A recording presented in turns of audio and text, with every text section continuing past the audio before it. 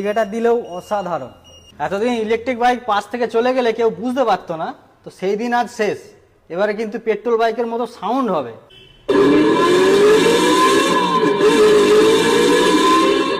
গুলো দেখাই, প্রথমে এই ডিসপ্লেটা দেখাই। ডিসপ্লেটা কত সুন্দর একটা ডিসপ্লে, বড় ডিসপ্লে, ঠিক আছে। তো এবারে এখানে এক্সট্রা ফিচার্স কি আছে, মিউজিক সিস্টেম। গাড়ি চালাবেন, চালাতে চালাতে গান শুনতে শুনতে যাবেন। এখানে ইউএসবি সকেট আছে, চার্জিং পয়েন্ট আছে, প্লাস মেমোরি কার্ড দিয়েও কিন্তু গান চালাতে পারবেন, গান শুনে শুনে যেতে পারবেন। তো গাড়ির ওভারঅল লুকটা তো অসাধারণই, দেখছেন এই ভিডিওতে।